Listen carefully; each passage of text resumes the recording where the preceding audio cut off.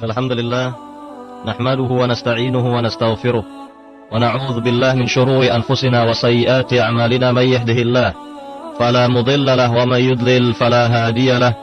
أشهد أن لا إله إلا الله وحده لا شريك له وأشهد أن محمدا عبده ورسوله. أما بعد، يا أيها الذين آمنوا اتقوا الله حق تقاته ولا تموتن إلا وأنتم مسلمون. يا أيها الناس اتقوا ربكم الذي خلقكم من نفس واحدة وخلق منها زوجها وبث منهما رجالا كثيرا ونساء واتقوا الله الذي تساءلون به والأرحام إن الله كان عليكم رقيبا. يا أيها الذين آمنوا اتقوا الله وقولوا قولا سديدا يصلح لكم أعمالكم ويغفر لكم ذنوبكم ومن يطع الله ورسوله فقد فاز فوزا عظيما. أما بعد، فإن أصدق الحديث كتاب الله وخير الهدي هدي محمد صلى الله عليه وسلم وشر الأمور محدثاتها وكل محدثة بدعة وكل بدعة ضلالة وكل ضلالة في النار. Kaum muslimin yang dimuliakan Allah Subhanahu wa taala, di pagi hari ini kita akan menjelaskan tentang dalil-dalil baik yang terdapat di dalam Al-Qur'an maupun yang terdapat dalam hadis-hadis Nabi sallallahu alaihi wasallam, yang mana atas dalil-dalil tersebut kita bisa mengetahui cara melindungi diri dari gangguan syaitan, melindungi diri dari gangguan syaitan, yang mana kita ketahui bahwa syaitan, dalam hal ini iblis, telah berjanji kepada Allah Subhanahu wa taala untuk senantiasa mengganggu manusia, menjerumuskan manusia dari jalan Allah yang lurus. Maka terkait dengan janji iblis bahwa iblis akan mengganggu manusia dari jalan Allah Subhanahu wa taala yang lurus, maka bisa kita lihat dalilnya di dalam surat Al-A'raf ayat 14 sampai 17, di mana iblis yang dilaknat oleh Allah Subhanahu wa taala, yang dijauhkan oleh Allah Subhanahu wa taala dari kasih sayangnya, telah berjanji dan sebelumnya meminta kepada Allah Subhanahu wa taala agar umurnya ditangguhkan. Maka Allah Subhanahu wa taala memberikan umur yang panjang kepada iblis. Sebagaimana Allah katakan dalam surat Al-A'raf ayat 14 dan 15, qala anzirni ila yaumi yub'atsun qala innaka laminal munzirin.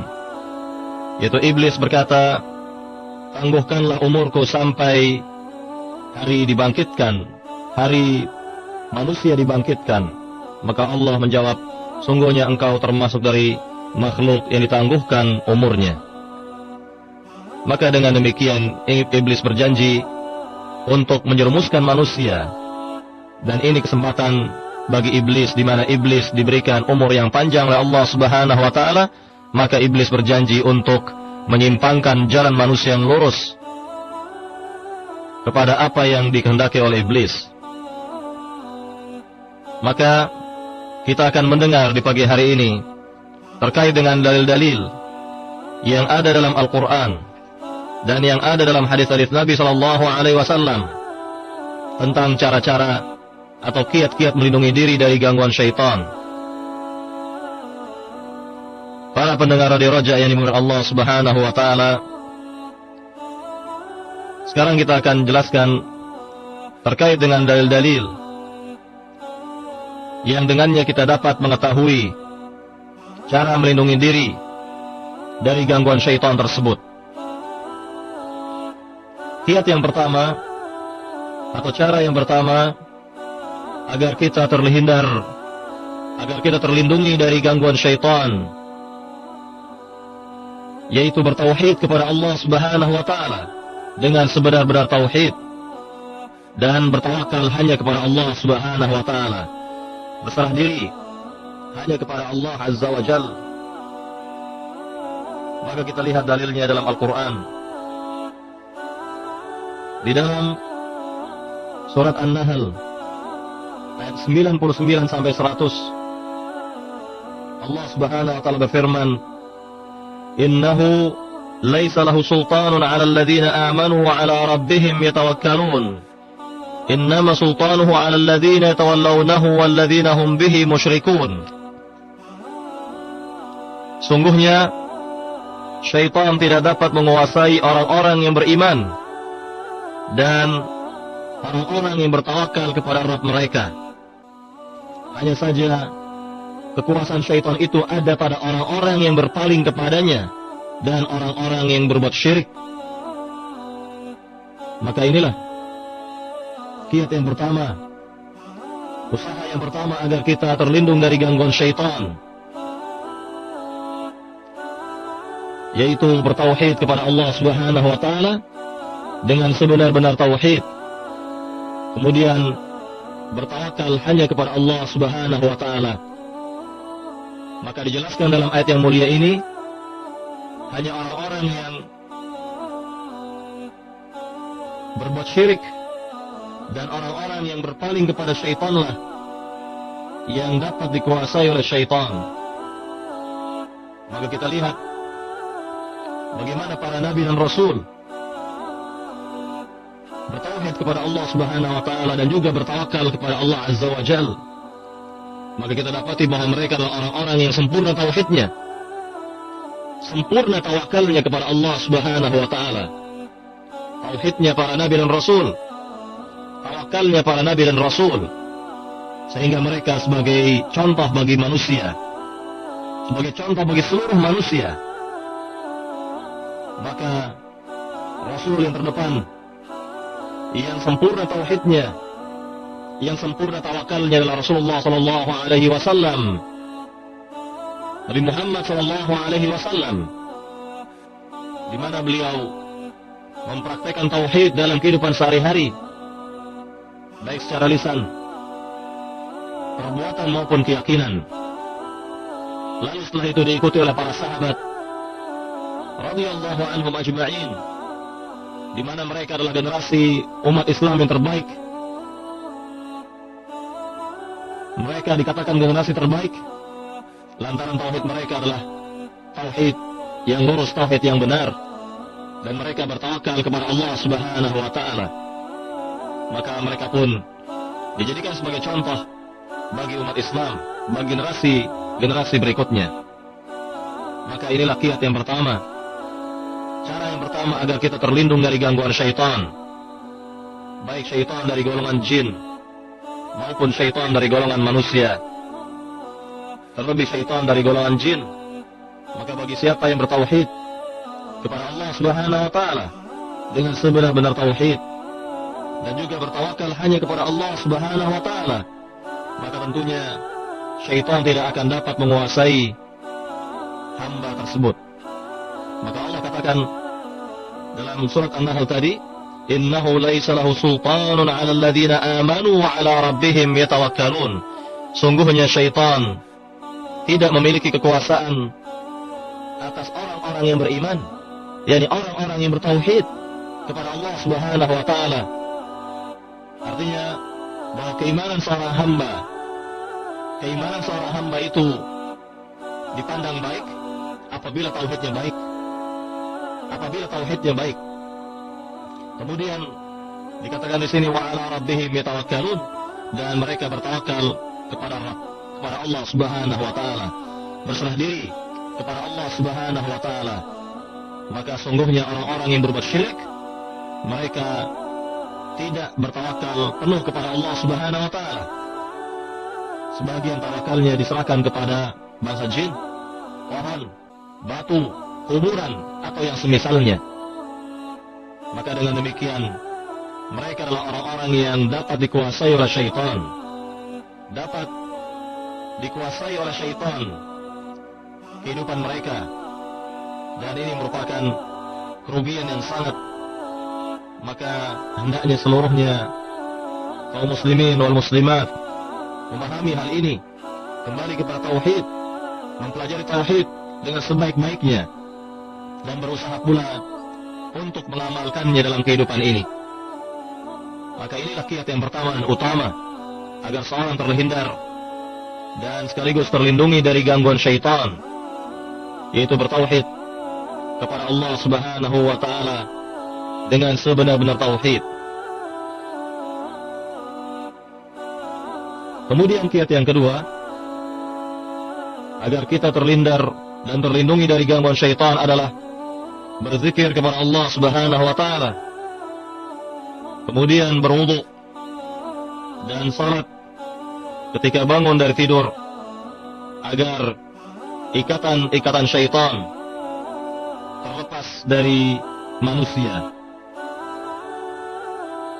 Maka dalam hal ini dijelaskan oleh Nabi sallallahu alaihi wasallam di dalam hadis yang mulia yang dikeluarkan oleh Imam Bukhari dan Muslim dari hadis Abu Hurairah radhiyallahu anhu, di mana Rasulullah sallallahu alaihi wasallam bersabda, "Yaqidu syaitan ala qafiyati ra'si ahadikum idza huwa nam, thalatha 'uqad, yadribu ala kulli 'uqdatin makanaha, 'alayka laylun tawil farqud, fa in istayqadh fa dhakara Allah in halat 'uqdah, wa in tawadda in halat 'uqdah, fa in shalla in halat 'uqaduhu kulluha, fa asbaha nashitan tayyiban nafsi wa illa asbaha khabithan nafsi kaslan."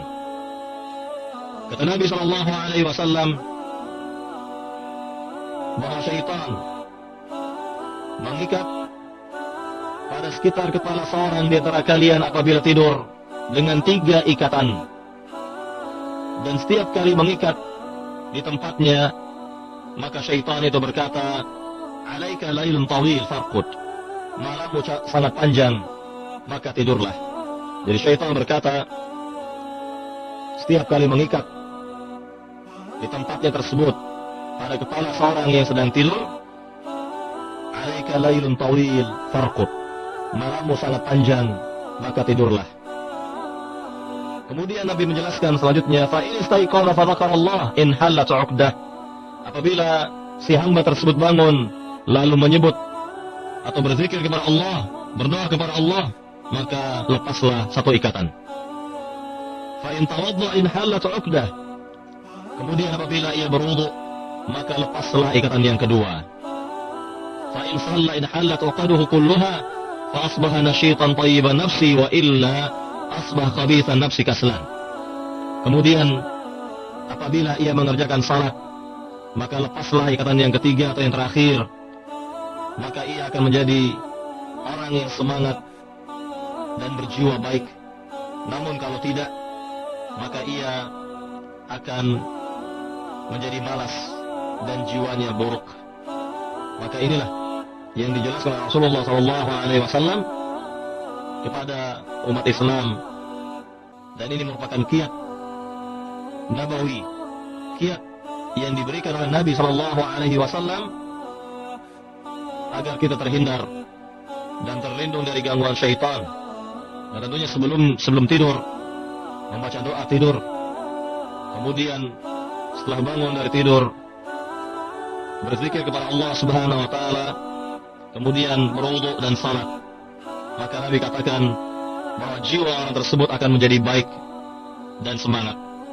Namun kalau tidak, bahkan kalau disengaja misalnya tidak bangun kecuali setelah matahari terbit, maka Nabi katakan asbah khabithan nafsi kaslan, maka jiwa orang tersebut akan menjadi buruk dan malas. Maka ini terkait dengan kiat yang kedua yang berasal dari hadis Nabi sallallahu alaihi wasallam menjelaskan kepada kita bagaimana terlepas dari ikatan syaitan, dari buhul syaitan yang mengikat pada kepala seorang yang sedang tidur dengan 3 ikatan tersebut. Kemudian kaum muslimin wal muslimat yang dimuliakan Allah Subhanahu wa taala, kiat yang berikutnya adalah membaca doa ketika memasuki al-hammam atau kamar mandi atau toilet, membaca doa ketika memasuki kamar kecil atau toilet tersebut, sebagaimana doa yang sahih dari Nabi sallallahu alaihi wasallam yang diriwayatkan oleh Imam Bukhari dan Muslim dari hadis Anas bin Malik radhiyallahu an, maka beliau mengatakan, kana an-nabiy sallallahu alaihi wasallam idza arada an yadkhula al-khala' qala Allahumma inni a'udzu bika minal khubuthi wal khaba'ith. Kata Anas bin Malik radhiyallahu an, bahwa Nabi sallallahu alaihi wasallam biasa membaca doa apabila hendak masuk ke dalam kamar mandi atau toilet. Doanya adalah Allahumma inni a'udzubika minal khubuthi wal khaba'ith. Ya Allah, aku berlindung kepada Engkau dari gangguan syaitan laki-laki dan syaitan perempuan. Maka inilah doa dari Nabi sallallahu alaihi wasallam apabila seorang masuk ke kamar mandi. Tentunya jangan lupa mendahulukan kaki kiri masuk ke kamar mandi, kemudian keluarnya nanti mendahulukan dengan kaki kanan seraya berdoa ghufranak, ghufranak. Jadi inilah yang terkait dengan kiat yang ketiga, agar kita terhindar dari gangguan syaitan, terhindar dari gangguan syaitan, karena terkait dengan al-hammam atau kamar mandi, yang di tempat yang kotor, di mana tempat tersebut disenangi oleh syaitan, disenangi oleh syaitan, baik syaitan laki-laki maupun syaitan perempuan, maka kita berlindung kepada Allah Subhanahu wa taala agar terlindung dari gangguan syaitan di tempat tersebut. Maka dengan membaca doa Allahumma inni a'udzubika minal khubuthi wal khaba'ith. Ya Allah, aku berlindung kepada Engkau dari gangguan syaitan perempuan dan syaitan laki-laki. Maka inilah yang terkait dengan kiat yang ketiga dari hadis Nabi sallallahu alaihi wasallam yang menjelaskan kepada kita bagaimana doa ketika masuk ke kamar mandi atau toilet ini. Kemudian kiat yang berikutnya adalah terkait dengan azan. Terkait dengan azan yang dikumandangkan ketika memasuki waktu-waktu salat, maka otomatis dengan dikumandangkannya azan, tentunya syaitan akan lari. Syaitan akan lari ketika mendengar suara azan dikumandangkan. Dia tidak akan kuat mendengarkan suara azan dikumandangkan di masjid-masjid. Maka dalam hal ini dijelaskan oleh Nabi SAW dalam sebuah riwayat yang sahih, dalam hadis yang sahih yang dikeluarkan oleh Imam Bukhari dan Muslim dari sahabat Abu Hurairah radhiyallahu an, bahwa Rasulullah sallallahu alaihi wasallam bersabda, "Idza nudiya lis-salat adbara syaitan wa lahu durat hatta la yasma' ta'dhin, fa idza qudiya an-nida' aqbal hatta idza thuwiba bis-salati adbar hatta idza qudiya at-tathwib aqbal hatta yakhtura bainal mar'i wa nafsihi yaqul udhkur kadha lima lam yakun yadhkur hatta yadhilla ar-rajul la yadri kam shalla." Kata Nabi sallallahu alaihi wasallam, apabila azan dikumandangkan, yakni azan untuk salat dikumandangkan, maka larilah syaitan sambil buang angin sehingga ia tidak lagi mendengar suara azan. Jadi begitu azan dikumandangkan, syaitan lari terbirit-birit saking tidak kuatnya mendengar suara azan tersebut, ia lari terbirit-birit sambil buang angin. Maka inilah keadaan syaitan ketika mendengar azan dikumandangkan di masjid menjelang atau ketika datang salat, tiba waktu salat, maka dikumandangkan azan sehingga syaitan lari terbirit-birit sehingga ia tidak lagi mendengar suara azan.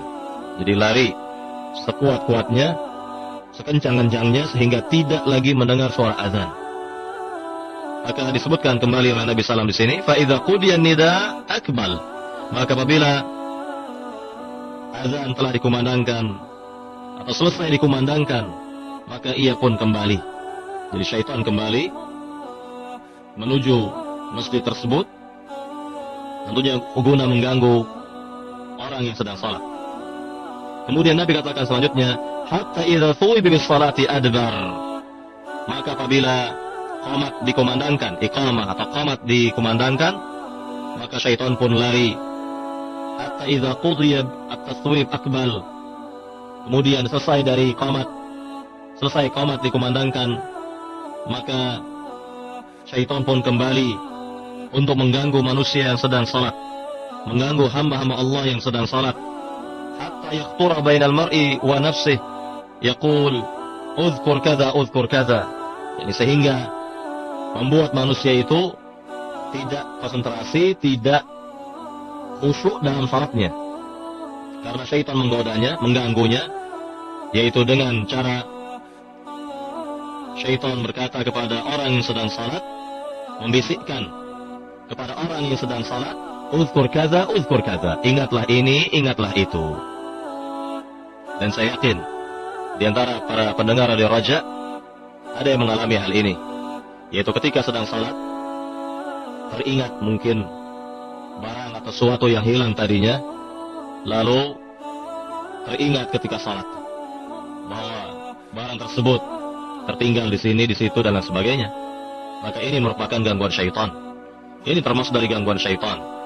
Ini syaitan mengganggu orang yang sedang salat, yaitu dengan upaya mengingatkan tentang suatu, apakah pekerjaan atau barang yang hilang tadinya atau apa saja, sehingga dikatakan oleh Nabi di sini,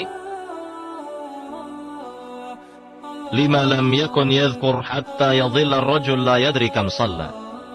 Dikatakan oleh Nabi Muhammad SAW, sehingga orang tersebut tidak mengetahui lagi berapa rakaat ia sedang melaksanakan salatnya. Jadi ini merupakan gangguan syaitan, di mana syaitan selalu berusaha menjerumuskan manusia, sampai-sampai orang yang sedang salat pun tidak luput dari gangguan syaitan. Orang yang sedang salat tidak luput dari gangguan syaitan, diganggu oleh syaitan, ingat ini, ingat itu, sehingga orang yang sedang salat tersebut tidak ingat lagi berapa rakaat yang sedang dikerjakan.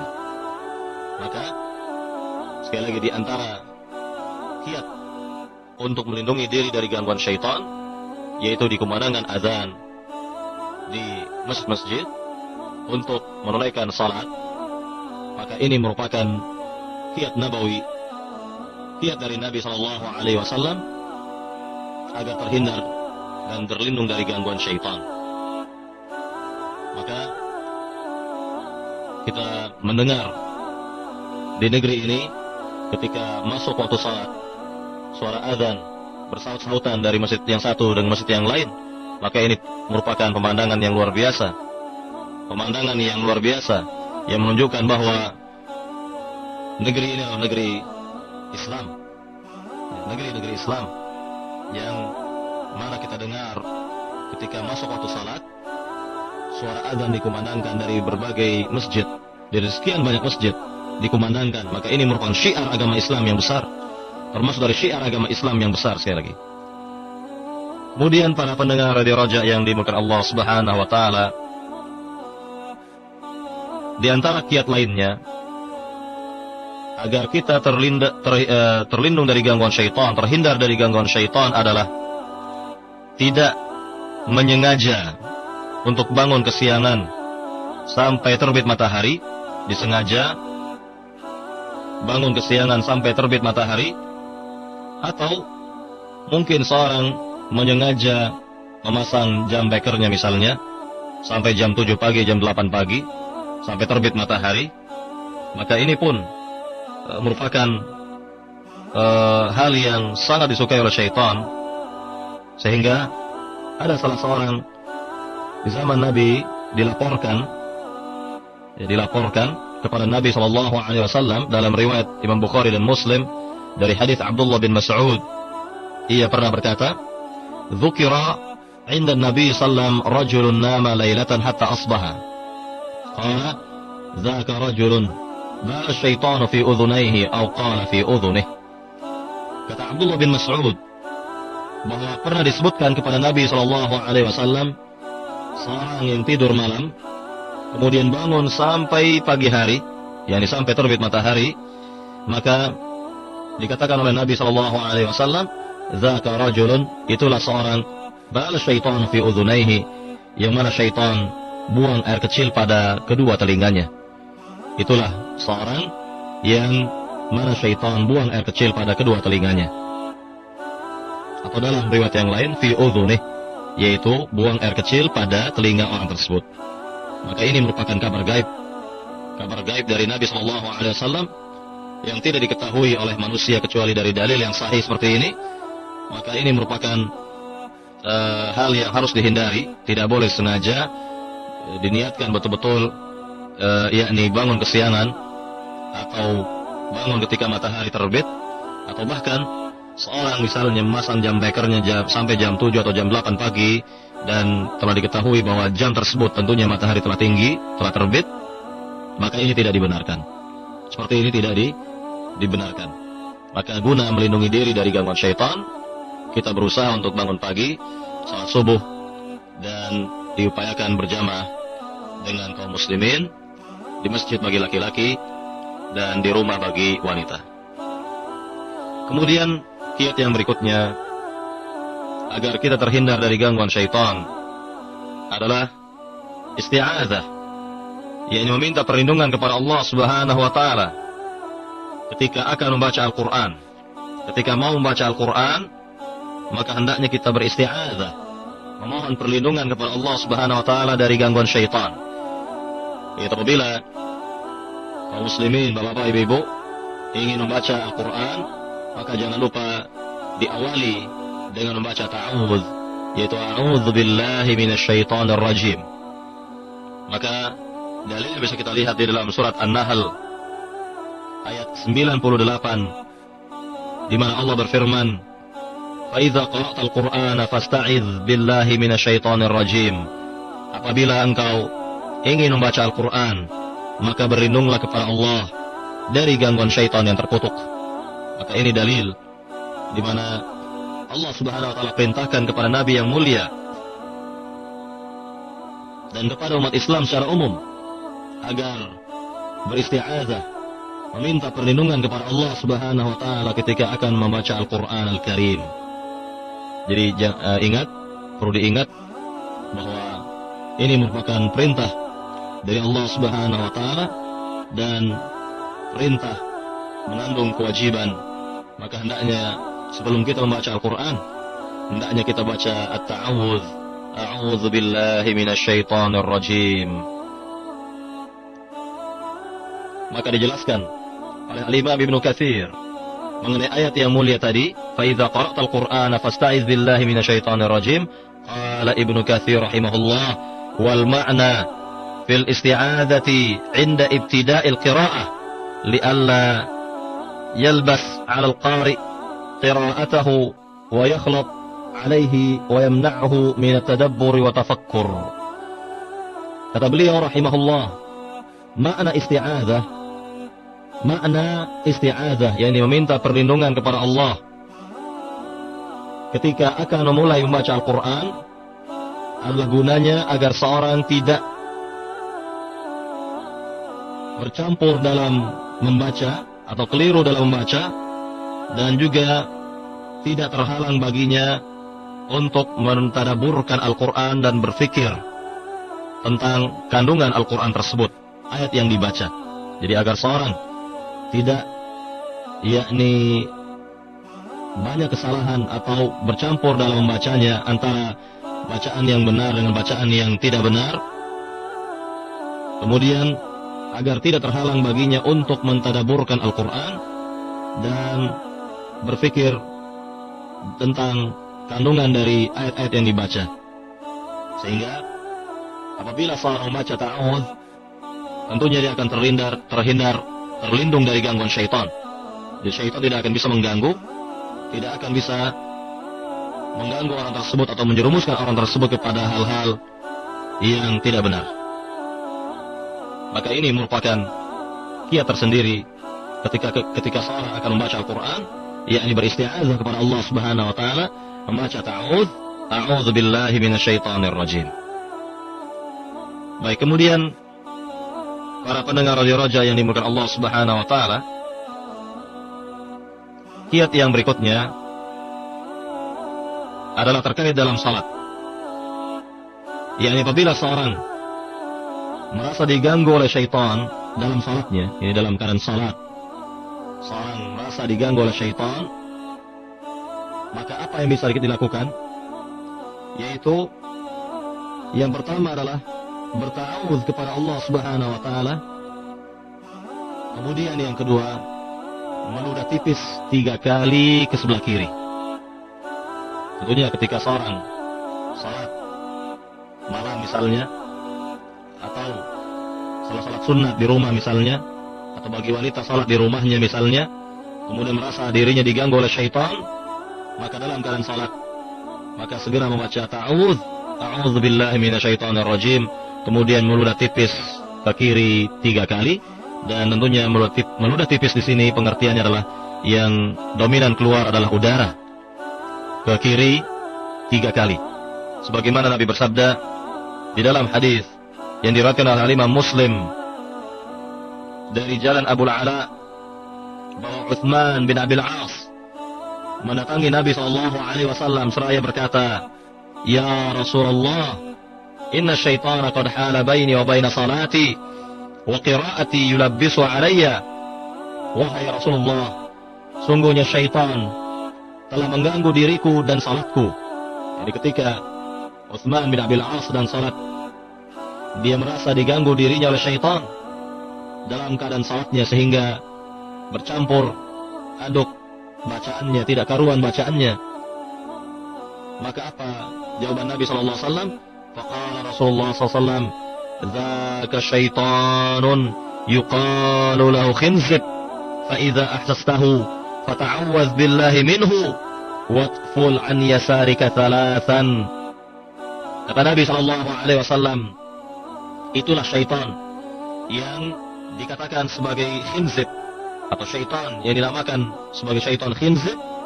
Maka apabila engkau merasakan gangguan syaitan tersebut, maka berlindunglah kepada Allah dari gangguannya, dan meludah tipislah ke sebelah kiri 3 kali. Maka apa kata Utsman? Utsman berkata, "Fafa'altu dzalika fa'adhhabahu Allahu anni." Maka aku melakukan apa yang disarankan oleh Rasulullah SAW, apa yang diberitahukan oleh Rasulullah SAW, maka Allah hilangkan gangguan tersebut dari diriku. Maka inilah kiat yang bisa kita lihat dalam hadis yang mulia ini terkait dengan gangguan syaitan kepada seorang yang sedang salat. Maka dalam keadaan salat, apabila seorang merasa diri diganggu oleh syaitan, segera dia berta'awudz kepada Allah Subhanahu wa taala, mengucapkan a'udzu billahi minasyaitonir rajim, dan meludah tipis 3 kali ke sebelah kiri. Kemudian para pendengar di Raja yang dimuliakan Allah Subhanahu wa taala, terkait dengan kiat berikutnya agar kita terlindung dari gangguan syaitan adalah, yaitu tidak menoleh ke kanan atau ke kiri dalam keadaan salat. Tidak celingak-celinguk atau tidak menoleh ke kanan ke kiri dalam keadaan salat. Maka disebutkan dalam hadis yang sahih pula yang dikeluarkan oleh Imam Bukhari dari hadis Ummul Mukminin Aisyah radhiyallahu anha, qalat, bahwa Aisyah radhiyallahu anha pernah berkata, "Sa'altu an-nabiy sallallahu alaihi wasallam an iltifatir rajul fi sholati." Aku pernah bertanya kepada Nabi sallallahu alaihi wasallam tentang orang yang celingak-celinguk dalam salatnya, atau menoleh ke kanan atau ke kiri dalam salatnya. Apa jawaban Nabi? Faqala huwa ikhtilasun yakhtalisu syaitanu min salati ahadikum. Yang demikian merupakan gangguan syaitan atas salat salah seorang di antara kalian. Jadi ini merupakan curian syaitan atau gangguan dari syaitan kepada seorang yang sedang salat, sehingga orang yang sedang salat itu yakni melakukan penolehan mukanya ke kanan atau ke kiri, atau celingak-celinguk ke kanan atau ke kiri, maka yang demikian merupakan gangguan syaitan. Maka hendaknya kita ketika salat, pandangan kita ini tertuju kepada tempat sujud. Sekali lagi bahwa pandangan orang yang sedang salat hendaknya tertuju pada tempat sujudnya, bukan ia menoleh ke kanan atau ke kiri, atau mendongakkan kepalanya ke atas, melihat ke atas atau ke tempat-tempat lain, maka yang demikian tidak dibenarkan. Kemudian para pendengar radio Raja yang dimuliakan Allah Subhanahu wa taala, terkait dengan kiat berikutnya lagi adalah yakni tidak dibenarkan seorang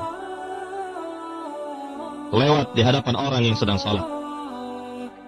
Ya, tidak dibenarkan apabila seorang melewati secara sengaja orang yang sedang salat.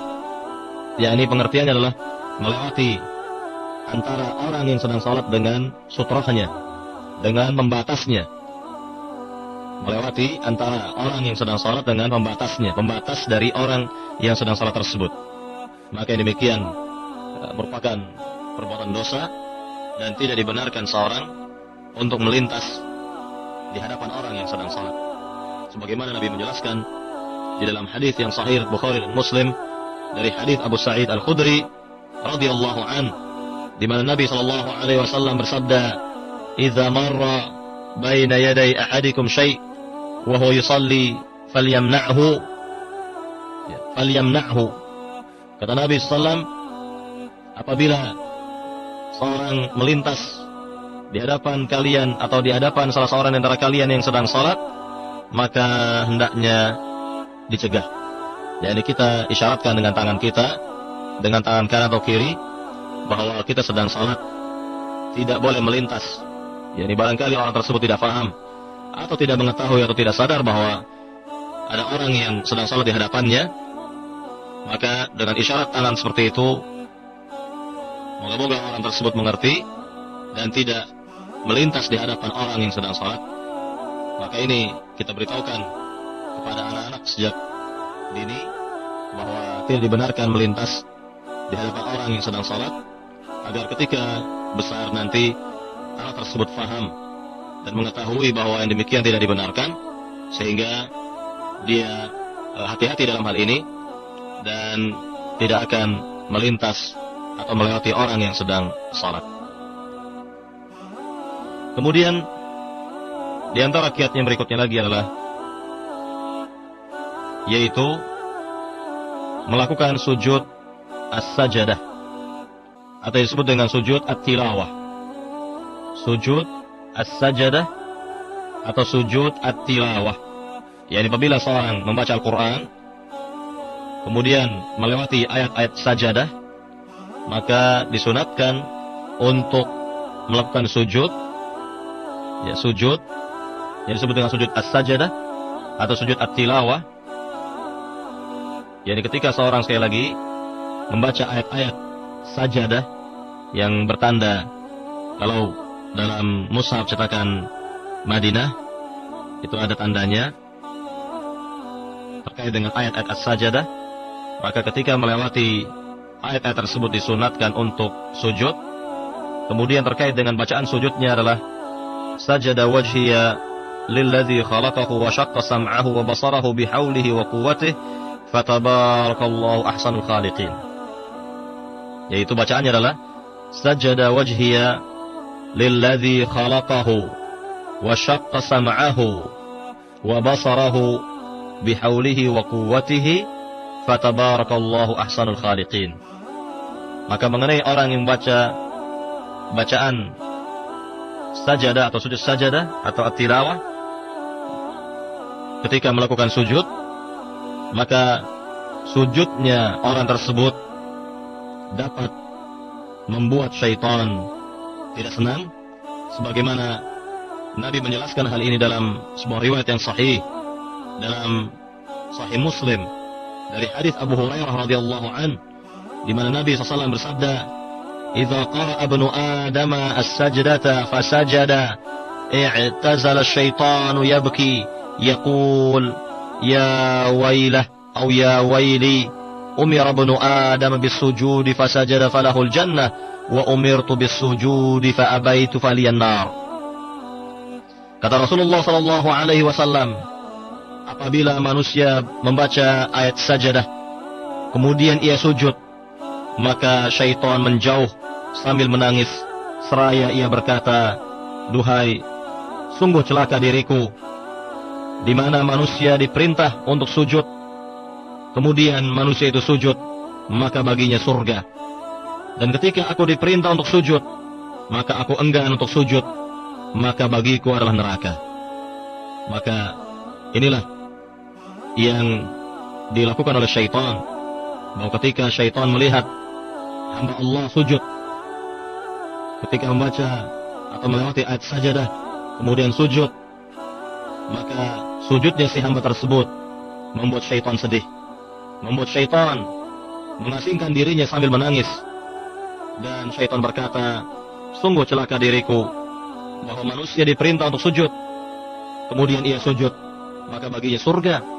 Adapun aku diperintah oleh Allah untuk sujud, namun aku enggan, maka bagiku adalah neraka." Jadi manusia yang diperintah untuk sujud, kemudian dia sujud, baginya adalah surga. Maka syaitan sebaliknya, ia diperintah untuk sujud, namun ia membangkangnya, ia enggan untuk sujud, maka baginya adalah an-nar, yaitu neraka.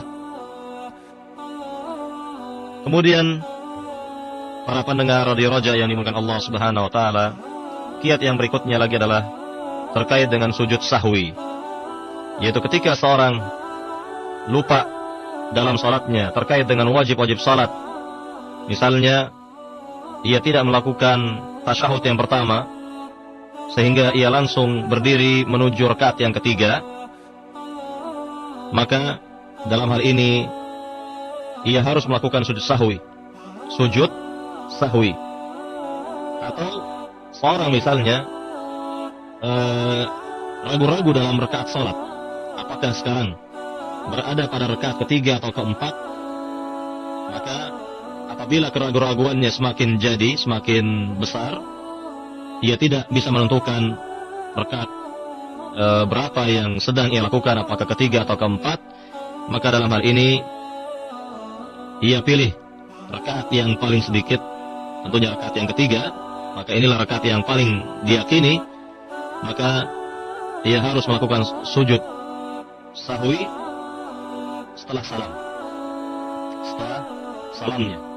Jadi orang tersebut melakukan tasyahud yang terakhir sampai selesai doanya, kemudian salam. Setelah salam ia lakukan sujud 2 kali, ya. Seorang melakukan sujud 2 kali, maka ketika sujud ia cukup membaca bacaan sujud biasa sebagaimana sujud-sujud yang lainnya, atau bacaan-bacaan dalam sujud-sujud lainnya, bacaannya sama, tidak ada bedanya. Kemudian setelah melakukan sujud yang pertama, dia duduk di antara 2 sujud dan tidak ada bacaan apapun padanya. Kemudian sujud yang kedua, ia membaca bacaan sujud seperti biasa, kemudian duduk lagi, lalu salam untuk yang kedua kali. Salam untuk yang kedua kali. Maka ini terkait dengan sujud sahwi namanya, sujud sahwi. Maka dengan demikian, apabila seorang mengalami hal seperti tadi, hendaknya ia melakukan sujud sahwi. Kemudian para pendengar radio Raja yang dimuliakan Allah Subhanahu wa taala, kiat yang berikutnya lagi agar kita terhindar dari gangguan syaitan adalah yakni tidak melaksanakan salat pada waktu-waktu yang terlarang. Tidak melakukan salat pada waktu-waktu yang terlarang, seperti ketika matahari sedang terbit dan ketika matahari sedang terbenam. Maka dijelaskan oleh Nabi SAW dalam hadis yang sahih riwayat Bukhari dan Muslim dari hadis Ibnu Umar radhiyallahu anhuma, ia pernah berkata, qala Rasulullah SAW, Rasulullah SAW bersabda, la taharraw bi salatikum tulu'asy syamsi wala ghurubiha fa innaha tatlu' baina qarnay syaitan. Yani janganlah kalian mengerjakan salat ketika terbit matahari dan ketika terbenam matahari, karena sungguhnya matahari tersebut terbit di antara dua tanduk syaitan. Jadi ini merupakan waktu yang dilarang oleh Rasulullah SAW, yaitu pertama ketika matahari sedang terbit, dan yang kedua ketika matahari sedang terbenam. Maka tidak dibenarkan seorang untuk mengerjakan salat pada waktu-waktu seperti itu. Kemudian yang selanjutnya, kiat yang selanjutnya yang kita dapati dari dalil agar diri kita terhindar dari gangguan syaitan, yaitu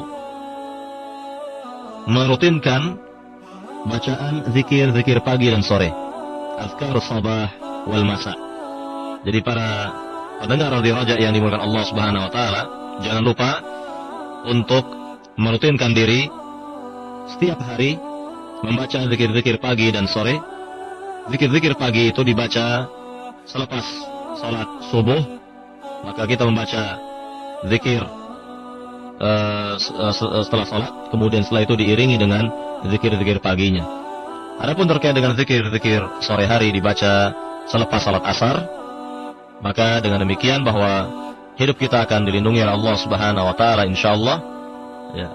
Dilindungi oleh Allah Subhanahu wa taala terutama dari gangguan syaitan. Maka bisa para pendengar Radio Raja untuk melihatnya kepada zikir-zikir pagi dan sore, dan untuk diamalkan setiap hari. Maka apabila sudah terbiasa untuk mengamalkannya akan menjadi mudah dan tidak sulit. Maka inilah yang terkait dengan kiat tersendiri untuk melindungi diri dari gangguan syaitan. Kemudian kiat yang berikutnya lagi, agar diri kita terhindar dan terlindungi dari gangguan syaitan, yaitu berta'awudz ketika dalam keadaan marah. Mengucapkan isti'adzah, beristi'adzah, mengucapkan a'udzubillahi minasyaitonir rajim ketika sedang marah. Maka dijelaskan di dalam sebuah riwayat, atau sebelum kita jelaskan dalam sebuah riwayat yang sahih yang diriwayatkan oleh Imam Bukhari dan Muslim dari hadis Sulaiman bin Surd radhiyallahu anhu.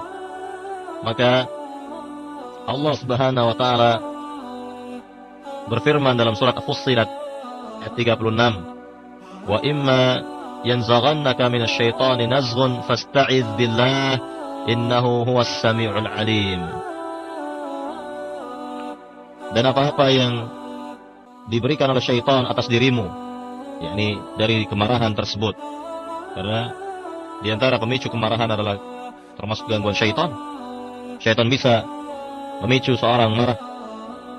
Maka Allah katakan fasta'iz billah, maka mintalah perlindungan kepada Allah, innahu was-sami'ul alim, sungguhnya Allah itu maha mendengar lagi maha mengetahui. Maka ini terkait dengan perintah dari Allah Subhanahu wa taala agar seorang beristi'adzah, meminta perlindungan kepada Allah Subhanahu wa taala dalam keadaan seperti ini. Kemudian bagaimana terkait dalam hadis Nabi yang tadi disyaratkan, dalam hadis yang dikeluarkan oleh Imam Bukhari dan Muslim dari Sulaiman bin Surd radhiyallahu anhu, maka dijelaskan oleh beliau, kuntu jalisan ma'an Nabi sallallahu alaihi wasallam wa rajulan yastabban ahafaduhuma ihmarra wajhu wa intafaqat awdajuhu faqala an-nabiy sallallahu alaihi wasallam inni la a'lamu kalimatan law qala fa dhahaba an ma yajid law qala a'udzu billahi minasyaitonir rajim fa dhahaba anhu ma yajid. Kata Nabi SAW, apa kata Sulaiman bin Surd di sini? Sebelum kita mendengar penjelasan Nabi, kata beliau radhiyallahu an, bahwa aku pernah duduk bersama Nabi SAW dan dilihat dua orang sedang marah, dua orang sedang bertengkar. Salah satunya, yakni salah seorang di antara mereka yang sedang bertengkar, berubah keadaan wajahnya, ya, atau menjadi merah wajahnya. Kemudian menjadi tinggi suaranya atau apa yang dialami tersebut.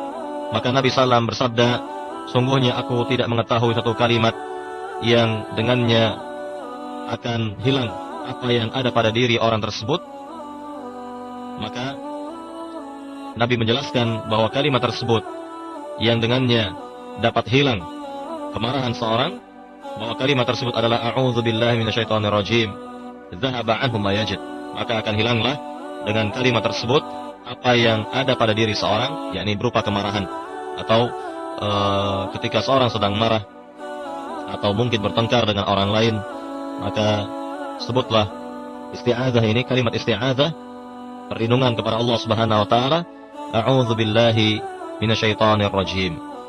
Atau dalam sebuah riwayat juga dijelaskan oleh Nabi sallam, apabila seorang dalam keadaan marah dalam posisi berdiri, maka segera ia duduk. Kemudian apabila dalam keadaan posisi duduk juga masih marah, maka hendaknya berbaring, ya, berbaring, agar tentunya orang tersebut tidak melakukan hal-hal yang buruk atau yang tidak dikehendaki. Maka ini diantara kiat nabawi, kiat yang diberikan oleh Nabi SAW agar terhindar dari gangguan syaitan.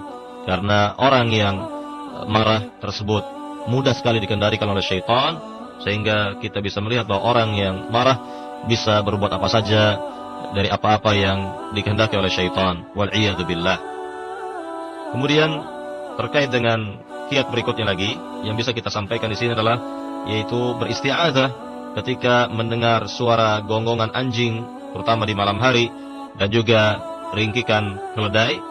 Ya, maka ketika seorang mendengar lolongan anjing atau gonggongan anjing, terutama di malam hari, atau ringkikan keledai, tentunya keledai ini tidak ada di negeri kita, atau jarang kita temui keledai di negeri kita. Paling tidak ketika seorang mendengar lolongan anjing atau gonggongan anjing, terutama di malam hari, maka hendaknya beristi'adzah, meminta perlindungan kepada Allah Subhanahu wa taala, karena sungguhnya anjing tersebut melihat jin, melihat makhluk halus yang tidak dapat dilihat oleh manusia. Sehingga Nabi bersabda di dalam hadis yang sahih dari Bukhari dan Muslim dari hadis Abu Hurairah radhiyallahu an, bahwa Nabi sallallahu bersabda, "Idza sami'tum siyahad dika fas'alullaha min fadlih fa innaha ra'at malaka, wa idza sami'tum nahiqal himar fata'awwadhu billahi minasyaitani fa innahu ra'a syaitanan." Dan dalam riwayat yang lain disebutkan oleh Nabi sallallahu, "Idza sami'tum nibahal kilab wa nahiqal hamir min al-laili fata'awwadhu billah fa innaha tara ma la tarawun." Kata Nabi sallallahu alaihi wasallam, apabila kalian mendengar suara kokokan ayam, yakni ayam berkokok, maka mintalah kepada Allah Subhanahu wa taala keutamaannya. Sungguhnya ayam tersebut melihat malaikat. Jadi seorang misalnya mendengar suara ayam berkokok, ya, terutama di malam hari, maka segera meminta keutamaan dari Allah Subhanahu wa taala, karena sungguhnya ayam tersebut melihat malaikat. Dan apabila kalian mendengar, kata Nabi, apabila kalian mendengar suara ringkikan keledai, maka berta'awudzlah, yakni mintalah perlindungan kepada Allah Subhanahu wa taala dari gangguan syaitan, karena sungguhnya keledai tersebut melihat syaitan. Dan di dalam riwayat yang lain, yaitu dalam Musnad Imam Ahmad dari hadis Jabir bin Abdullah radhiyallahu anhuma, Rasulullah SAW bersabda tadi, "Idza sami'tum nibahal kilab," apabila kalian mendengar lolongan anjing atau gonggongan anjing, wa nahiqal hamir, dan ringkikan keledai, minal laili, di malam hari, fata'awwadhu billahi fa innaha tara ma la tarawna, maka mintalah perlindungan kepada Allah Subhanahu wa taala, sungguhnya binatang tersebut melihat makhluk yang kalian tidak melihatnya, yakni melihat bangsa jin, melihat syaitan dari kalangan jin. Maka hendaknya kita beristi'adzah, meminta perlindungan kepada Allah Subhanahu wa taala, lebih khusus di malam hari apabila mendengar lolongan anjing, gonggongan anjing di malam hari, mintalah perlindungan kepada Allah Subhanahu wa taala. Kemudian para pendengar Radio Raja yang dimuliakan Allah Subhanahu wa taala, di antara kiat lainnya adalah, yakni apabila seorang singgah atau sampai pada tempat tujuannya, maka jangan lupa ia membaca doa yang sahih dari Nabi sallallahu alaihi wasallam agar terhindar dari gangguan syaitan. Maka dijelaskan dalam riwayat Imam Muslim dari hadis Khawlah binti Hakim As-Salmiyah radhiyallahu anha qalat sami'tu Rasulullah sallallahu alaihi wasallam yaqul, bahwa Khawlah binti Hakim pernah berkata, aku pernah mendengar Rasulullah SAW bersabda, idza nazala ahadukum manzilan falyaqul a'udzu bikalimatillahi tammati min syarri ma khalaq fa innahu la yadurruhu syai'un hatta yartahal minhu. Kata Nabi SAW, apabila salah seorang di antara kalian sampai pada satu tujuan, maka hendaknya ia berdoa, a'udzu bikalimatillahi tammati min syarri ma khalaq, aku meminta perlindungan dengan kalimat-kalimat Allah yang sempurna dari kejahatan makhluk yang tercipta. Maka Nabi katakan, fa innahu la yadurruhu syai'un, sehingga orang tersebut tidak ada yang bisa mengganggunya. Tidak ada yang bisa mengganggunya sehingga ia kembali dari tempatnya tadi. Maka inilah doa yang mesti dibaca oleh setiap muslim atau muslimah ketika singgah di suatu tempat atau tujuan, terutama tempat-tempat atau daerah-daerah yang mungkin belum pernah dikunjungi selama ini. Maka bacalah doa dari Nabi seperti ini, a'udzu bikalimatillahi tammati min syarri ma khalaq. Maka dengan demikian insyaallah akan terhindar dan terlindung dari gangguan syaitan. Para pendengar radio Raja yang dimuliakan Allah Subhanahu wa taala, kemudian terkait dengan kiat yang berikutnya lagi, agar kita terhindar dari gangguan syaitan atau gangguan syaitan tadi, maka ketika seorang misalnya sedang menguap, maka kiatnya adalah hendaknya ia menahan diri dari apa yang dilakukannya tadi, atau menutup mulutnya dengan tangannya, atau yang semisalnya. Karena Nabi SAW menjelaskan hal ini dalam riwayat Imam Muslim, kata Rasulullah SAW, "Idza tata'aba ahadukum bis-shalah, falyakdhim ma stata'a fa inna syaitana yadkhul, wa fi riwayatin falyumsik biyadihi." Kata Nabi SAW, apabila salah seorang di antara kalian menguap dalam salatnya, hendaknya ia tahan semampunya, karena sungguhnya syaitan dapat masuk ke dalam mulutnya tadi. Kemudian dalam riwayat yang lain Nabi menyebutkan, hendaknya ia menahan mulutnya tersebut dengan tangannya. Jadi ditutup dengan tangan atau yang semisalnya. Ketika seorang sedang menguap, maka tidak dibenarkan membiarkan mulutnya terbuka lebar. Sehingga Nabi katakan tadi, fa inna syaitana yadkhul, sungguh syaitan dapat masuk. Sungguh syaitan dapat masuk. Maka ini merupakan kiat tersendiri dari Nabi yang mulia sallallahu alaihi wasallam, yaitu menahan diri ketika seorang menguap, bisa menahannya atau ditutup dengan tangannya atau yang semisalnya. Maka inilah yang terkait dengan kiat dari Nabi sallallahu alaihi wasallam ketika menguap. Dan sebetulnya para pendengar Radio Raja yang dimuliakan Allah Subhanahu wa taala, masih banyak lagi terkait dengan kiat-kiat melindungi diri dari gangguan syaitan yang bisa kita lihat dalilnya baik dalam Al-Qur'an maupun dalam hadis-hadis Nabi sallallahu alaihi wasallam. Maka saya kira cukup sampai di sini, dan silahkan kalau ada pertanyaan dari para pendengar terkait dengan materi yang kita jelaskan di pagi hari ini. Nah, Akhwatal Islam azanillahu, demikian sesi materi dari pembahasan dalil-dalil seputar penjagaan diri dari gangguan syaitan serta kiat-kiat untuk menghindari gangguan syaitan yang telah disampaikan. Kita akan membuka kembali sesi tanya jawab bagi Anda di line telepon 8236543 atau pesan singkat di 088887631110. Kita angkat untuk yang pertama dari telepon. Assalamualaikum. Silakan, dari mana? Silakan.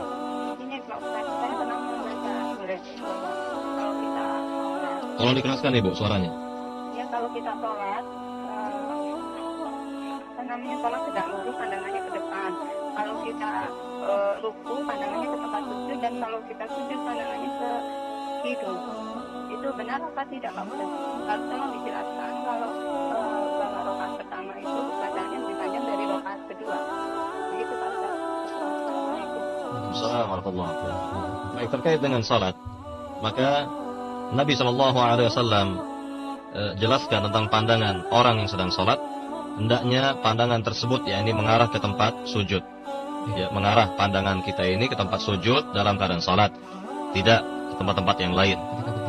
Iya, tentunya ketika berdiri, ya kita arahkan pandangan kita ke tempat sujud. Kemudian demikian seterusnya, ya, kecuali ketika tasyahud. Maka ketika tasyahud, pandangan kita yakni mengarah ke jari telunjuk kita yang sedang kita gerak-gerakkan. Ini ketika sedang tasyahud pertama atau yang kedua, maka pandangan orang yang sedang tasyahud yakni mengarah ke arah jari telunjuknya. Baik, jadi sekali lagi terkait dengan orang yang sedang sholat tadi, pada umumnya diarahkan pandangannya itu ke tempat sujudnya. Jadi bukan diarahkan ke tegak lurus ke depan, Ustaz, ya? Seperti yang demikian tadi. Iya, jadi sekali lagi diarahkan ke tempat sujud. Yang tempat sujud. Baik. Kita angkat ya untuk tadi yang kedua dari Ibu tadi ada yang terlambat. Apa itu? Mengenai bacaan dari ya tentunya bacaan ya rakaat pertama umumnya lebih panjang dari yang kedua. Gitu. Umumnya demikian. Jadi ini yang dilakukan oleh Rasulullah SAW dan para sahabatnya demikian. Kecuali kalau seorang ingin sholat sendiri di malam hari atau di tengah malam, misalnya sholat qiyamul lail atau tahajudnya, dia pilih surat-surat yang panjang untuk diri sendiri, silakan sesuai dengan kemampuan dalam hal ini. Kita angkat dari penelpon kembali di 8236543. Assalamualaikum. Silakan. Dari mana Ibu? Ustaz gini Ustaz. Tadi bacaan sujud sahwi itu bacaan sujud biasa. Iya. Saya pernah dengar dapat itu subhanallah la ilaha wala Iya. Yang pertama, mana yang lebih rajin. Kemudian Ustaz bilang sujud sahwinya sesudah salam. Baik, itu terkait dengan sekian beberapa kejadian ya, beberapa keadaan lah begitu. Ya, baik. Ada yang sebelum, mana baik. yang lebih rajin Baik. antara sebelum yang sesudahnya? Iya, terkait dengan bacaan sahwi, sujud sahwi adalah bacaannya yang benar adalah bacaan seperti sujud-sujud biasa, ya, tidak ada bacaan-bacaan yang lain. Adapun bacaan yang tadi tentu tidak kuat. Jadi bacaan yang kuat adalah bacaan sujud biasa seperti sujud-sujud biasa dalam sholat-sholat yang sering kita lakukan. Kemudian terkait dengan sujud sahwi itu sendiri memang ada yang dikerjakan sebelum salam, ada pula sujud tersebut sesudah salam. Maka dalam hal ini bisa Ibu baca seperti keterangan atau dalam buku Syekh Utsaimin atau yang lainnya atau terkait dengan sujud sahwi, mana yang dilakukan sebelum salam, mana yang sudah salam. Maka saya berikan contoh saja singkat terkait dengan dua permasalahan ya. Permasalahan yang pertama adalah ketika seorang sedang sholat, kemudian dia lupa atau ya ragu dalam sholatnya apakah sekarang pada rakaat kedua atau ketiga, ya kedua atau ketiga. Kemudian dalam hal ini keadaan pertama adalah orang tersebut yakin dengan seyakin-yakinnya pada pendiriannya bahwa sekarang adalah rakaat kedua misalnya, atau dia yakin bahwa sekarang pada rakaat yang ketiga. Maka dalam hal ini dia bisa melakukan sujud sahwinya sebelum salam. Namun kalau keadaan yang kedua bahwa keraguannya itu besar, tidak bisa ia menentukan bahwa sekarang ini rakaat kedua atau ketiga, semakin besar keraguannya, maka dalam hal ini ia harus mengambil rakaat yang paling sedikit, yaitu rakaat yang kedua, dan sujud sahwinya setelah salam. Sujud sahwinya setelah salam. Dan beberapa keadaan lagi dijelaskan oleh para ulama dalam hal ini terkait dengan sujud sahwi, apakah sudah salam atau sebelum salam. Wallahu a'lam. Kita angkat kembali dari penelpon di 8236543. Assalamualaikum. Halo. Waalaikumsalam warahmatullahi. Dari mana Bapak? Dari Hendra di Lenteng Agung. Silakan Pak Hendra. Assalamualaikum Pak Ustaz. Waalaikumsalam warahmatullahi. Anak mau nanya nih Pak Ustaz, perihal sujud sahwi itu jadi kurang jelas. Setelah selesai sholat atau gimana Pak Ustaz? Iya, tadi sudah saya jelaskan bahwa sujud sahwi itu dilakukan bisa sebelum salam, ya bisa sebelum salam, dan juga bisa dilakukan setelah salam, Pak. Jadi kalau sebelum salam, yakni seorang membaca bacaan tasyahud sampai selesai, sudah selesai baca bacaan tasyahud, maka ia sujud dua kali sujud, selesai 2 kali sujud, baru salam. Ini kalau dilakukan sebelum salam. Kemudian kalau dilakukan setelah salam, maka ia selesaikan bacaan tasyahud sampai selesai, kemudian salam, ya, assalamualaikum warahmatullahi, assalamualaikum warahmatullahi, kemudian sujud 2 kali, selesai sujud 2 kali, kemudian ia salam lagi, assalamualaikum warahmatullahi, assalamualaikum warahmatullahi. Ini kalau dilakukan sujud sahwinya setelah salam. Jadi ada 2 kali salam. Salam yang pertama untuk mengakhiri tasyahud, dan salam yang keduanya itu untuk mengakhiri sujud sahwinya. Nah ini kalau dilakukan sujud tersebut sesudah salam.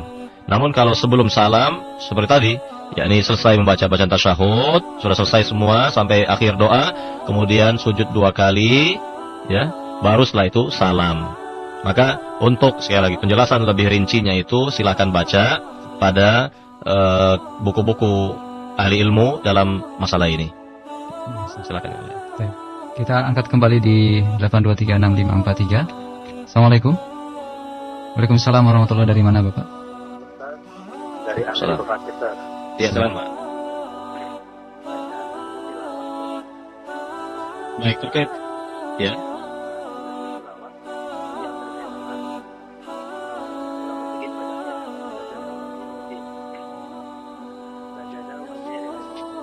Terus? Ya. Ya. Kemudian Pak?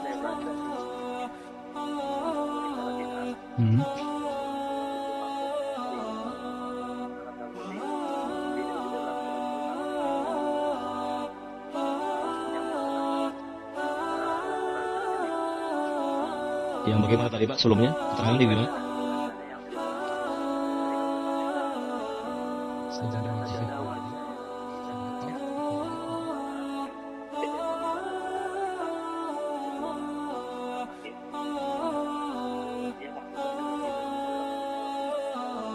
Salah sunat.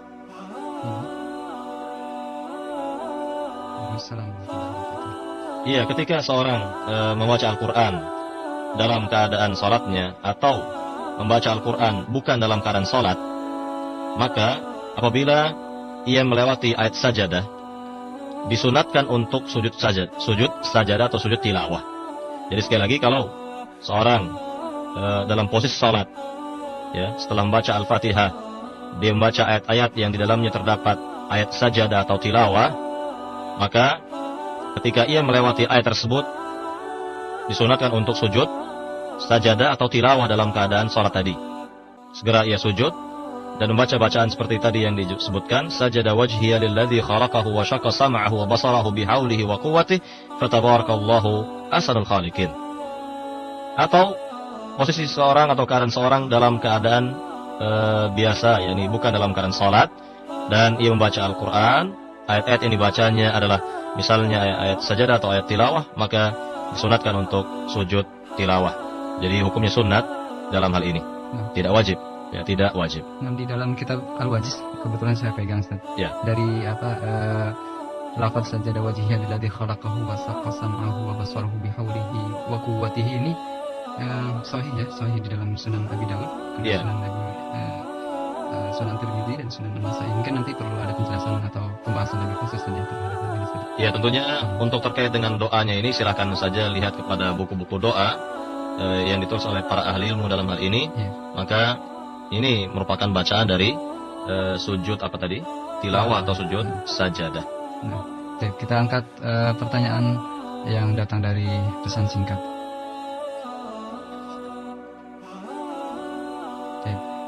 Ustaz, Assalamualaikum warahmatullahi wabarakatuh. Fik, saya seorang ibu rumah tangga dan saya juga bekerja sebagai PNS atau pegawai negeri. Walaupun begitu, saya masih berdagang di tempat kerja untuk memenuhi kebutuhan keluarga. Sedangkan suami adalah seorang dai yang dia menjadikan dakwah sebagai penghasilan. Dia tidak mau kerja selain berdakwah, sedangkan kebutuhan keluarga sangat banyak. Bagaimana solusi terbaik dari permasalahan ini, Ustaz? Ya, tentunya pertama terkait dengan perempuan yang bekerja di tempat-tempat yang ikhtilat atau bercampur baurnya antara laki-laki dan perempuan, maka pekerjaan seperti ini seharusnya dihindari oleh perempuan yang beriman kepada Allah Subhanahu wa taala dan hari akhir. Maka sebaiknya atau seharusnya dihindari yang seperti ini, sehingga tidak menimbulkan hal-hal yang diharamkan oleh Allah Subhanahu wa taala. Maka kita lihat berbagai kejadian atau hal-hal yang dialami di tengah masyarakat di mana mereka bekerjanya demikian campur baur antara laki-laki dan perempuan, tentunya yang bukan mahramnya, maka terjadi hal-hal yang tidak diinginkan. Maka ini tidak dibenarkan ya, dalam syariat Islam. Kemudian yang berikutnya bahwa terkait dengan dakwah, jelas merupakan kewajiban bagi setiap muslim, terutama mereka yang berilmu, untuk berdakwah, mengajak manusia kepada agama Allah Subhanahu wa taala. Dan dakwah tersebut memang tidak boleh dijadikan sebagai profesi, dan memang bukan menjadi profesi dalam dakwah ini, maka tidak dibenarkan seorang misalnya ya demikian keyakinannya, maka dia berusaha untuk mencari penghasilan yang baik atau yang dibenarkan oleh Islam, ya seperti menterjemah buku misalnya dan yang semisalnya. Maka ini yang seharusnya yang ada pada seorang dai itu demikian. Namun saya pun mendengar dari fatwa Syekh Ali Hasan bahwa apabila seorang diminta oleh masyarakat mengajar misalnya, atau dia mengajarkan mereka tentang agama, dan memang waktunya tersita untuk masyarakat tersebut, betul-betul waktu itu tersita untuk masyarakat tersebut, maka mereka lah yang seharusnya memikirkan si dai itu. Mereka lah yang seharusnya memikirkan si dai tersebut, karena memang waktunya full untuk masyarakat, tidak bisa dia membagi waktunya untuk mencari pekerjaan yang dibenarkan oleh agama. Sehingga seharusnya di sini yakni ada hubungan timbal balik ya antara si dai dengan masyarakat. Ini kalau demikian keadaannya, Allah a'lam. Dari Bapak Tio di Tangerang, Ustaz, keponakan saya berumur 3 tahun dan dia katanya mempunyai teman khayalan dalam hal ini. Apakah dalam hal ini keponakan anak ini termasuk atau terkena gangguan setan, Ustaz? Dan bagaimana kiat untuk menjaga dan menjauhkan anak tersebut dari godaan setan? Iya, terkait dengan anak, ada beberapa kiat yang diberikan oleh Nabi SAW agar terhindar atau terlindung dari gangguan syaitan. Yang pertama adalah bahwa anak tersebut atau ponakan atau cucu yakni didoakan, yaitu dengan doa yang sahih dari Nabi SAW. Doanya adalah u'idzuka bikalimatillahi tammati min syarri kulli syaitanin wa hammah wa min kulli ainin lamah. Aku memohon perlindungan, ya, aku memohonkan perlindungan ya kepada Allah untukmu atau untuk si anak ini dari setiap gangguan syaitan dan dari setiap binatang yang membahayakan dan dari pandangan manusia yang jahat. Maka inilah doa di mana Nabi SAW mendoakan cucunya Hasan dan Husain dengan doa tersebut. Atau ketika Maryam lahir, maka ibunya mendoakan Maryam dengan doa seperti itu, yakni agar si anak terhindar atau dilindungi oleh Allah Subhanahu wa taala dari gangguan syaitan dan binatang yang berbisa atau binatang yang membahayakan serta pandangan manusia yang jahat. Maka ini kiat yang datang dari Nabi SAW agar anak terlindung dari gangguan syaitan.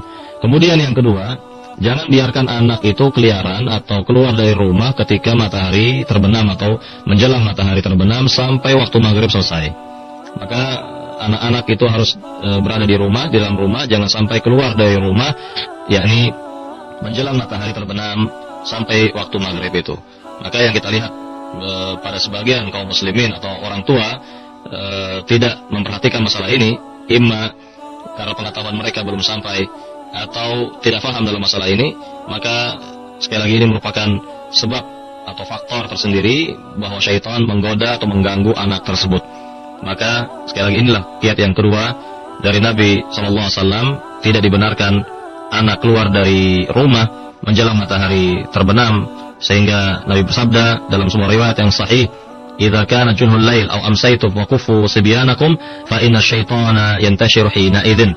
Apabila datang kegelapan malam atau menjelang matahari terbenam, maka cegahlah anak-anak kalian jangan sampai mereka keluar dari rumah, karena sungguhnya syaitan sedang berkeliaran pada waktu itu. Jadi ini terkait dengan kiat bagi anak, jangan dibiarkan keluar dari rumah ketika matahari terbenam atau menjelang matahari terbenam sampai waktu maghrib selesai. Kemudian kiat yang berikutnya, yakni tentunya kita ajarkan kepada anak doa-doa atau adab-adab, ya, doa-doa dan adab-adab agar anak tersebut juga terhindar atau terlindung dari gangguan syaitan. Seperti ketika mau masuk kamar mandi atau WC, doanya boleh ditempel di dekat pintu kamar mandi tersebut agar anak terbiasa dan membacanya, dan kalau sudah hafal ya tidak perlu lagi ditempel yang seperti itu. Kemudian juga hal-hal yang lain dan adab-adabnya terkait dengan makan, baca bismillah terlebih dahulu, makan dengan tangan kanan dan seterusnya. Ini merupakan hal-hal yang dapat diajarkan kepada anak agar terhindar dari gangguan syaitan. Dan juga di antara kiatnya pula adalah bahwa rumah jangan sepi dari bacaan Al-Quran, terutama surat Al-Baqarah. Jadi kalau bisa di antara bapak ibu-ibu baca beberapa ayat dari Al-Baqarah di rumah, di dalam rumah, sehingga Nabi SAW bersabda dalam hadis yang sahih, kata Nabi SAW, iqra'u surat Al-Baqarah fa inna akhdaha barakah wa tarka hasarah wa la tastati'uha al-batalah. Bacalah oleh kalian Al-Baqarah, karena di dalam membacanya akan mendapatkan keberkahan dan meninggalkannya akan mendapatkan kerugian dan tidak akan dapat ditembus oleh tukang-tukang sihir. Bahkan dalam riwayat yang lain yang sahih pula Nabi bersabda, kata Nabi SAW, la taj'alu buyutakum maqabira fa inna syaitana yanfiru minal baiti alladhi tuqra'u fihi surat Al-Baqarah. Janganlah kalian jadikan rumah-rumah kalian itu bagaikan kuburan, karena sungguhnya syaitan akan lari dari rumah yang dibacakan di dalamnya Al-Baqarah. Syaitan akan lari dari rumah yang di dalamnya dibacakan Al-Baqarah. Kemudian juga di antara kiatnya lagi adalah yakni menghidupkan ibadah-ibadah di rumah seperti salat-salat sunat ya, atau bagi wanita salat di dalam rumah dan hal-hal lain, atau ketika mengunci pintu rumah sebut nama Allah Subhanahu wa taala, ketika menutup bejana-bejana yang berisikan makanan atau minuman sebut nama Allah Subhanahu wa taala, atau ketika masuk rumah sebut nama Allah Subhanahu wa taala, dan hal-hal lain yang banyak kita lakukan bagi rumah tersebut. Maka inilah diantara kiat-kiatnya agar rumah kita dan anak kita misalnya, atau bahkan diri kita terlindung dari gangguan syaitan. Wallahu a'lam. Kita angkat pertanyaan dari penelpon kembali di 8236543. Assalamualaikum. Assalamualaikum. Waalaikumsalam warahmatullahi. Dari mana Ibu? Dari Umi Pia Di mana? di Priuk. Silakan Ibu. Ini Assalamualaikum Pak Ustadz. Waalaikumsalam warahmatullahi. Kata tetangga saya ya, sholat khusyuk itu hanya untuk Nabi saja katanya. Itu benar Sholat nggak? apa? Hanya untuk Nabi Muhammad Sholat apa, Ibu? SAW. Sholat apa Ibu? Sholat apa Ibu? Apa? Sholat apa tadi? Khusyuk. Sholat 5 waktu. Katanya khusyuknya itu Oh, hanya khusyuknya. untuk Nabi Khusyuknya saja. buat Nabi Muhammad SAW. Iya. Katanya gitu. Saya bilang bisa untuk kita juga gitu sholat khusyuk. Gitu kan. Itu satu pertanyaannya. Yang kedua, bapak saya pulang haji. Jadi ada kata-kata yang suka katanya di sana ada orang katanya kalau di sini ngomong bau nanti saya dapat bau. Itu hadisnya ada nggak gitu Pak Ustadz? Ya cuma itu aja Pak Ustadz. Baik. Assalamualaikum. Waalaikumsalam warahmatullahi wabarakatuh. Ya, yang pertama terkait dengan khusyuk, terkait dengan salat agar dapat khusyuk, ini bisa yakni didapatkan oleh siapa saja dari kaum muslimin. Jadi kekhusyuan dalam salat itu bukan bagi Nabi saja, bagi seluruh umat juga bisa, karena bagi siapa yang memperhatikan syarat-syarat berikut ini, maka insya Allah akan mendapatkan kekhusyuan dalam salat. Syarat yang pertama adalah yaitu dia harus perhatikan yakni bacaan-bacaannya, bacaan-bacaan yang ia baca, dan juga gerakan-gerakan salat. Jadi betul-betul diperhatikan. Jadi kita konsentrasikan pikiran kita pada bacaan salat dan gerakan-gerakannya. Kemudian juga kita perhatikan tentang kebersihan pakaian dan tempat salat. Kebersihan pakaian dan tempat salat. Kemudian yang berikutnya terkait dengan menyempurnakan wudhu sebelumnya tentunya. Sebelum salat menyempurnakan wudhu. Kemudian yang berikutnya lagi terkait dengan tidak dibenarkan seorang salat misal dalam keadaan sangat kenyang atau sangat lapar. Karena kalau sangat kenyang tentu tidak akan khusyuk salatnya. Demikian pula ketika seorang salat dalam keadaan sangat lapar juga tidak akan khusyuk. Kemudian di antara kiatnya yang berikutnya lagi adalah yakni menyelesaikan urusan-urusan sebelum salat. Ini kalau bisa demikian, karena pekerjaan yang kita tinggalkan itu tentu akan mengganggu dalam salat dan mungkin tidak akan khusyuk dalam salat. Dan ini diantara kiat-kiat saja terkait dengan bagaimana kita mendapatkan kekhusyuan dalam salat kita. Jadi semuanya itu diperhatikan. Ya, semuanya diperhatikan dan belajarlah terkait dengan tata cara salat, sebagaimana salatnya Rasulullah SAW, mulai dari takbir sampai salam. Ini penting, mempelajari cara salat atau sifat salat Nabi Sallallahu Alaihi Wasallam agar kita mendapatkan kekhusyuan dalam salat. Nah, untuk yang kedua, Ustaz. Iya, dari pertanyaan yang Ibu tadi, yang baik, yang kedua, ya. ya terkait dengan orang yang baru pulang dari tanah suci, melakukan ibadah haji, kemudian menyampaikan hal-hal yang mungkin dia lihatnya langsung di tanah suci, atau mungkin yang dialaminya langsung di tanah suci, ya, maka hal ini apa yang kita dengar dari mereka yang datang dari tanah suci, tentu perlu pembuktian. Artinya dalam hal ini tidak mesti kita terima begitu saja, karena barangkali orang yang menceritakan tersebut tidaklah memahami apa yang terjadi di sana misalnya, atau dalam hal ini kurang dalam pemahaman agamanya, sehingga banyak cerita-cerita seperti itu ditambah-tambah atau dibuat-buat oleh sebagian orang. Maka hal ini perlu pembuktian terlebih dahulu. Kemudian yang kedua, tentu ketika seorang ingin menunaikan ibadah haji, jelas-jelas dia harus membersihkan diri, ya, membersihkan diri, bertaubat kepada Allah Subhanahu wa taala dan seterusnya.